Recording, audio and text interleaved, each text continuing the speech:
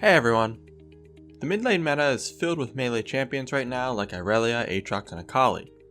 Once they get level 6, it can be really hard to deal with them as their ults make solo kills easy.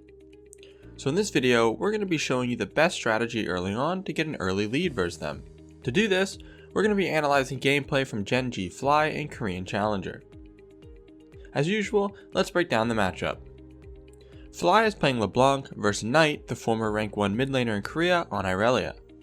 LeBlanc has more range, more burst damage, and more wave control. When it comes to melee vs range matchups, wave clear isn't as big of a deal because melee champions shouldn't be able to use their wave clear without getting punished. So in this case, Irelia does have more wave clear than LeBlanc, but doesn't really matter since she's ranged. And finally, Irelia wins in extended trades. Knowing this, let's make a game plan.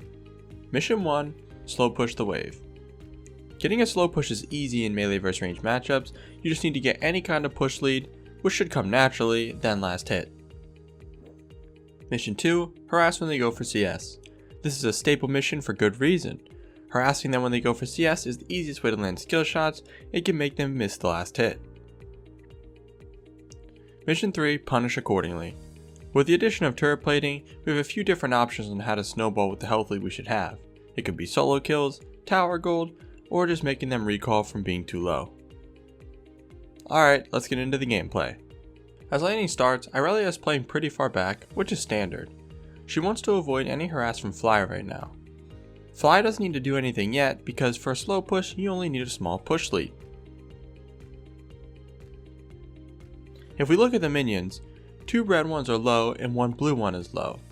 Fly knows Irelia is going to go for this, so instead of autoing these 2 minions, he uses his W to get them and harass at the same time for missions 1 and 2. And after that, looking at the minions again, you should be able to tell that a slow push will start soon because Fly has 1 more minion than Irelia and one of the red minions is really low. Like I said, it's very simple and it should come naturally from harassing. The next wave is arriving now, so Fly is going to focus on a few last hits while the wave stacks up. While doing that though, Irelia uses her E to grab a last hit. Pay attention to LeBlanc's movement right after that happens. She suddenly gets really aggressive and walks straight towards Irelia. There are 2 reasons for this. 1, Irelia can't trade back if LeBlanc W's in like we saw in the first trade. And 2, LeBlanc is 1 minion away from hitting level 2, so he's positioning himself to punish if Irelia doesn't back off and respect it. As expected, Irelia doesn't give Fly any openings, but this kind of movement before you hit level 2 will easily catch lower elo players off guard. Now Fly is just going to collect a CS and push the wave into the tower. As the wave crashes, Fly hits Irelia with a Q and an auto for mission 2. Something super important and super simple about this to take note of though. He doesn't just use Q, he autos as well. Autos should be a big portion of your early harass in these kinds of matchups.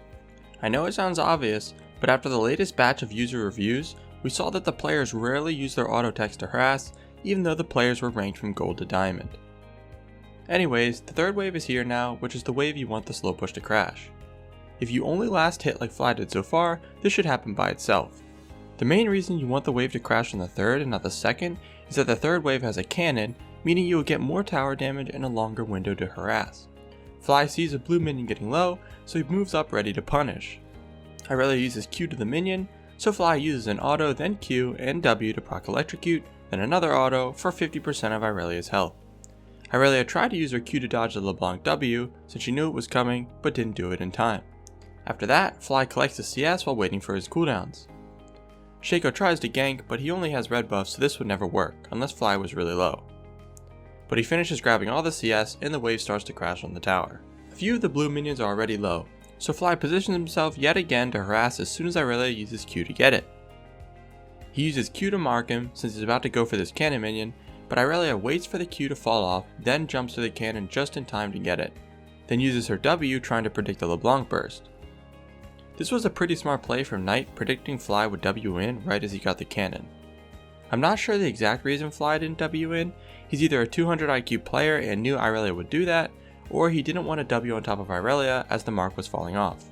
Irelia gets really greedy here though and goes for all the minions even though her W is down and she's around 60% health.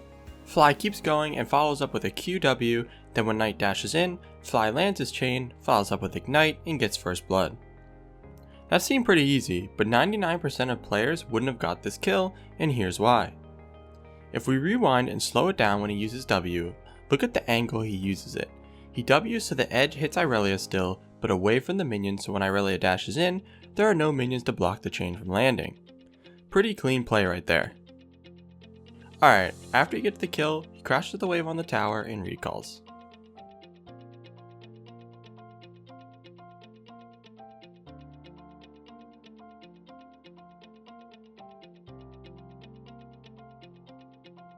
When he gets back to lane, the wave is pushing to him, and I'm sure some of you are wondering how Fly should go about mission 1 when in a situation like this.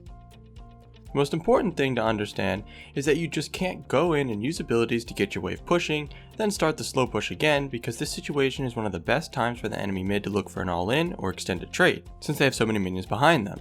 If you go in, you risk dying and losing a huge wave pushing to you to the tower. You want to let the wave push, bounce it off the tower, then start the slow push again. We can see a perfect example of what I was talking about in a few seconds here. Knight uses Q on a minion and lands a stun on Fly, then goes in. Fly uses W to get back to his tower, but gets chunked pretty hard. So Fly almost died even though he uses his W defensively, so imagine if he used it offensively or on the wave like I was talking about. Fly sits back waiting for his potions to kick in, and Shaco shows up to gank. Shaco only uses his E, which slows Fly, and then Knight flashes in using Q and Ignite to try and catch Fly off guard. Luckily, Lee shows up and uses his W to save him. Honestly, this was an amazing damage calculation from Knight. 99% of players would die to that, including me. Fly got really lucky here, because if he died, he would have lost this huge wave to the tower and his lane would have been completely thrown. Even though they would both be 1-1, Fly would be way behind because Irelia made it back to lane to catch the wave after she died. Lee helps Fly clear the wave, then it resets back to the middle.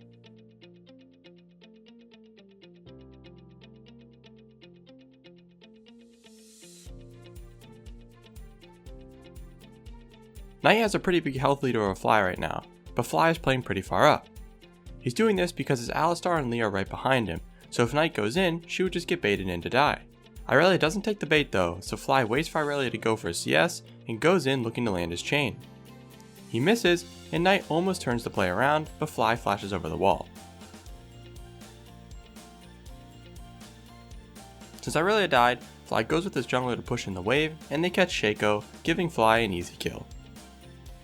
Alright, we covered a lot of concepts here, and we saw some pretty awesome gameplay from these two players, so let's hop into the recap. At the start of the lane, Fly built up a big wave and harassed Knight whenever he went for CS. Eventually, he crashed the wave on the tower and chunked Knight to 50%. Knight almost made a really nice play by trying to predict Fly's W, but Fly saved it, then went in afterwards with a really smart placement of his own W to get a solo kill. He pushed in the wave, then recalled. When he got back to lane, the wave was pushing to him, which was Knight's window to look for an extended trade. Knight landed a stun onto Fly and went in, chunking him pretty hard. Shaco tried to gank afterwards, but didn't end up doing much. Then Knight made a really calculated play using his Q, Flash, and Ignite to surprise Fly, which would have killed him, but his Lee Sin was there to save him. The wave reset after that, and Fly's support roamed up for a gank, so he went in looking to land a chain. He missed, and Knight almost turned the gank around, but Fly flashed over the wall to safety. Then as they were pushing the wave in, Lee found Shaco, and Fly went in to finish him off for a second kill. That's going to be all for this one. Thanks for watching.